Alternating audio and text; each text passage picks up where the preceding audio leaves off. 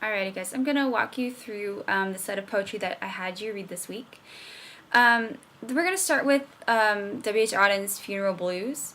And I had you listen to each of these pieces or watch a video clip and listen, because every one of these pieces has to do with sound of some kind, but also because, as I told you back in the beginning of this week, when you read poetry, you should be reading it out loud. It changes drastically from what you read on the page when you have the emphasis of pauses and stresses, when your voice has different intonations, so when it goes up or when it goes down at the end. This is how you make poetry come alive. Because I know a lot of people at the beginning of the year, of the semester, said poetry was the area that they were most concerned about because they hadn't done much of it. So, sorry. So what I want you to do is make sure that I had you respond on a blog post to think about how sound impacts the reading. So how does it change when you have it on the page versus when you have it in auditory sense? And it's interesting because all of these poems deal with a type of loss. Funeral Blues and Do Not Go Gently That Good Night all have to do with, both have to do with a funeral, so death. And Piano has a type of loss of innocence, so the loss of your childhood into adulthood. So we can make really interesting connections across all three. So I want you to go ahead and start with Funeral Blues. It's on page 637, and you can pause me if you need. But Funeral Blues is a beautiful poem, and it's basically centered on the concept that every life is important. So think about what we're coming out of at this point, 1940. We're heading into, we're in the middle, well, in England, we're in the middle of Second World War. We've survived Great Depression, we're in the middle of Great Depression, sorry, we survived World War I. We're in the middle of Great Depression, and we're going into the middle of World War II when things are looking very, very bleak in 1940. So the concept that every single life matters is significant. It has meaning here. We've gone through the great Industrial Revolution, so we've gone through the concept that we're all just cogs in a machine and everybody has equal value. Now we see that everyone is significant and unique, and that is what Auden is saying here. He's saying we've lost a life, and this life matters so much that the rest of the world needs to stop turning. And it doesn't matter who this person is. It's a human life, and therefore it has that value. So he's giving us, first of all, the structure. We have 4 stanzas of rhyming couplets, so 2 rhyming couplets in each stanza. So the rhyming pattern is A, B, B, C, C, D, D, etc., etc. Again, this is blues, so the thing about this one is it's meant to be sounded out in a blues manner, so it could be sung in a way. And it's not got it doesn't have like a perfectly perfect rhyme scheme, so some of the syllables don't match up. It's not iambic pentameter all the way through, but most of the lines have iambic pentameter. So he gives us this list of sort of everyday mundane items. He talks about clocks and the telephone, stop the dog from barking with a juicy bone. So he's calling for a type of silence, but amidst that silence he wants one sound. And within that silence he calls for the sound of pianos and the muffled drums. So this is the funeral procession. So everything needs to stop. Everyone needs to stop and pay their respects to this individual who has lost their life, which we assume could be part of, it could be a person from the war. It could be many different things. So we have this technology that he's talking about, clocks, telephones, airplanes, make it all stop, and everyone slow down and pay attention to what really matters, which is the human life. We have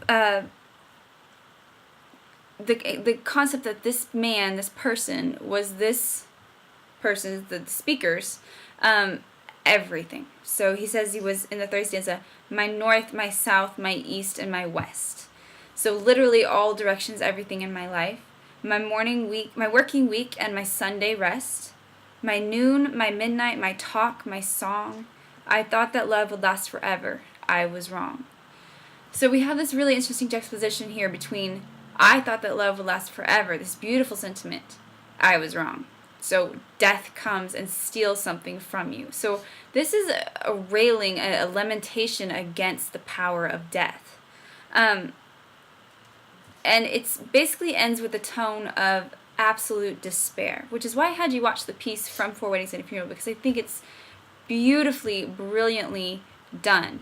And I had to listen to the actor because he does a wonderful job about really putting those silences, those empty moments in between certain lines, to kind of help you feel the emptiness of the speaker.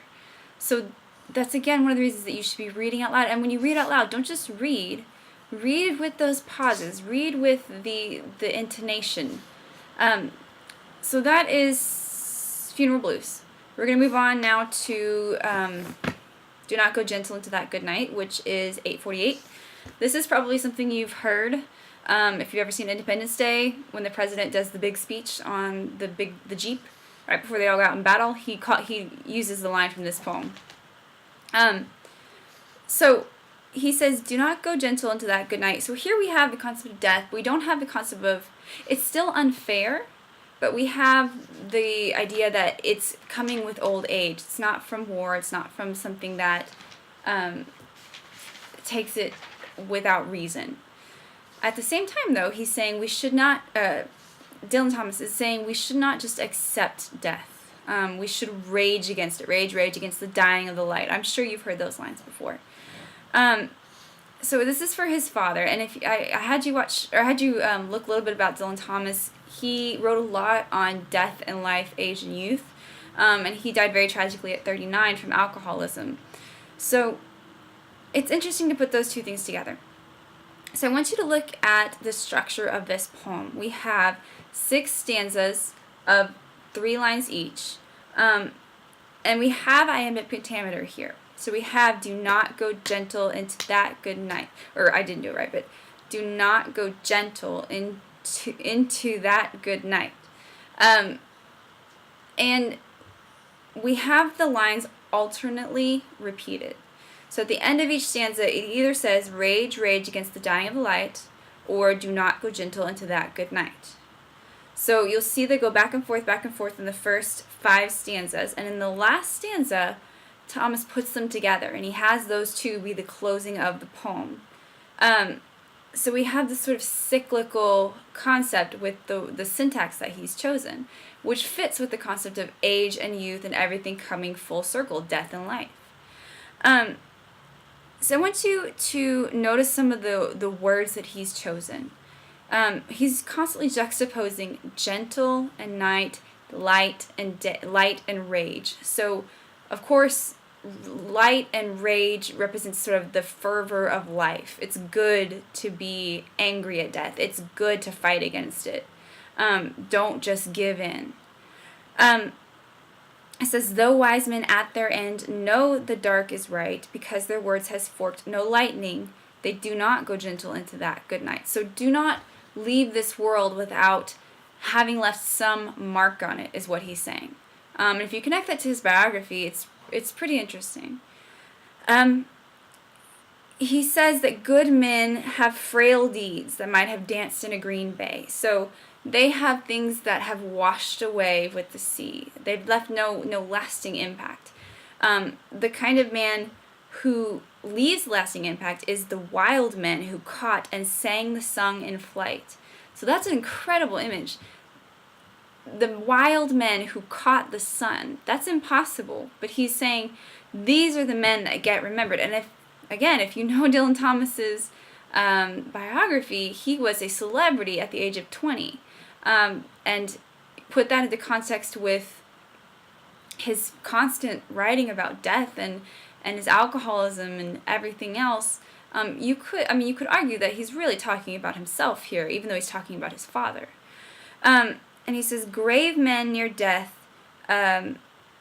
who see with blinding sight, blind eyes could blaze like meteors and be gay. So we have a really cool, we have a lot of celestial imagery here. So we have the sun, and we have meteors, and we have lightning, and we have sort of power of nature intrinsic in what men are doing or not doing. And then lastly, he calls on his dad, and he says, and you, my father, there on the sad height, bless me now with your fierce tears, I pray. In other words, don't just leave me. Don't just gently fall into sleep, which is the opposite of what you think when you have a person that you love who is passing away. Everyone's, well, most people have been there at some point, and you want them to go peacefully. He's saying, no, fight against it, rage against it. I want you to be tearful. I want you to be angry. I want you to be afraid, because that means you're still alive in some sense. The minute you are not is the minute you're dead. So this is some very powerful fear in here as well. And then he ends up, like I said, with the last couplet, bringing it all full circle. He says, do not go gentle into that good night. Rage, rage against the dying of the light.